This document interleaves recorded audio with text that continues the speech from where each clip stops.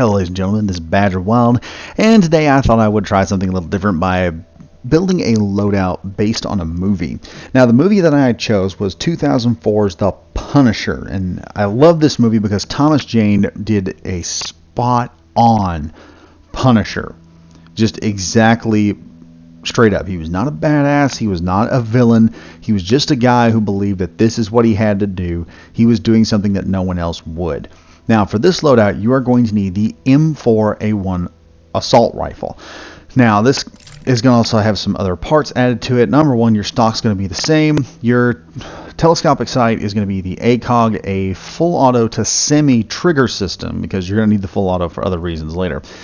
And you're also going to need a standard cap 30 round magazine, a M203 grenade launcher, laser sight, and an extended long barrel. Now I put the long barrel on there for range, and I also did not put on a suppressor, but it really doesn't matter. You don't really need a suppressor.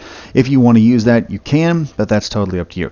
Now for our secondary weapon that we've got coming in, since I could not find the gun that I wanted, because in the final battle, Frank Castle's using a double barrel shotgun sawed-off. This is the closest thing we could get, was a super shorty. Now we did put a long barrel on this gun, which enables it to have a slightly increase in range, but it still is a two-shot weapon. But in terms of staying true to the character, we went with that.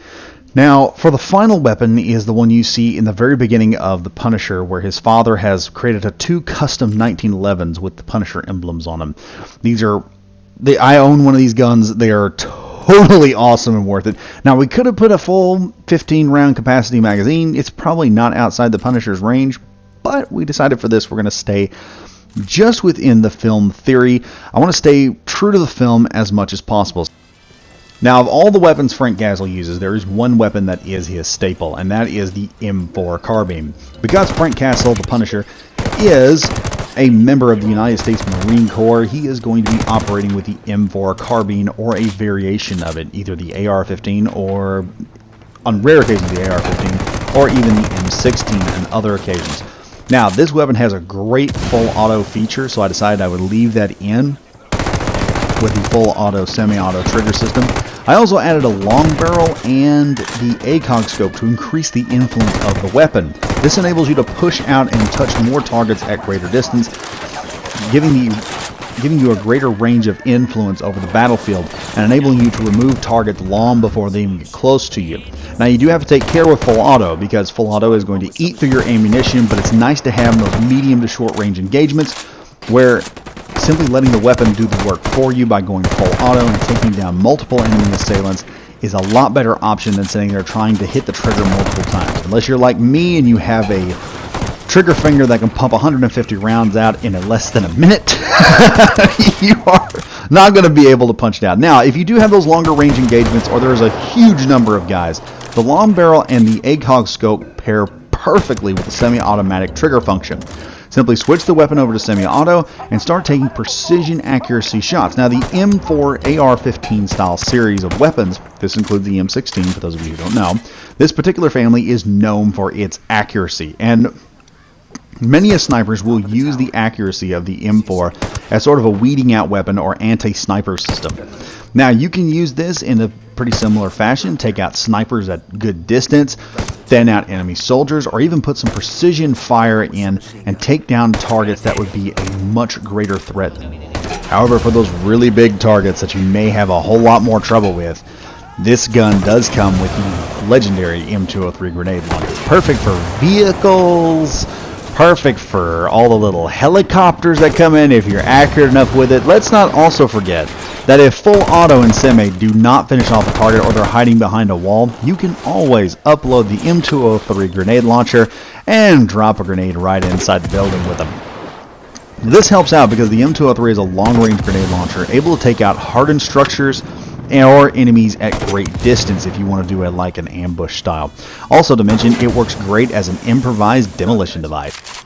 Now, next up on the weapon loadout is the Super Shotty. Now, the Super Shotty is not the double barrel that you see in the 2004 movie. However, there are no double barrel breakover style shotguns in the Ghost Recon. But this is probably one of the better, this is the best substitute. Now, you do have to watch out Range is an issue with this gun, and I would not suggest it. I would only suggest this weapon in extreme circumstances. It's great for that rush in on that one opponent and dropping him with a shot if you get close enough. However, remember, this is a 2-shot shotgun. It will not serve you well if you need more than 2 rounds of ammunition.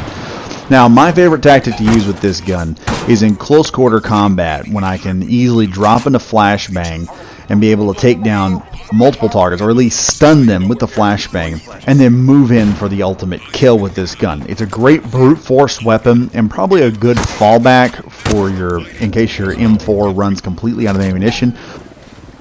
Now, the next gun on our list is the 1911 A1. And it is a great pistol. I own this gun in real life, which I was very happy to see Frank Castle using an all-American gun in the 2004 film.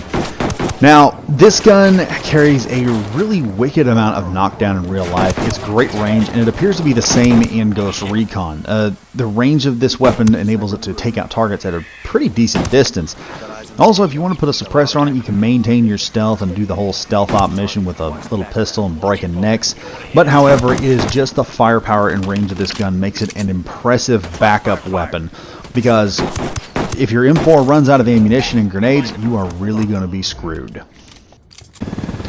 So that's the Punisher Loadout from the 2004 film. Hope you liked it. If you've got any comments or suggestions for another video, please drop them below. Drop me a follow if you're on VidMe, subscribe if you're on YouTube, and as always, this is Badger Wild saying be safe and stay frosty.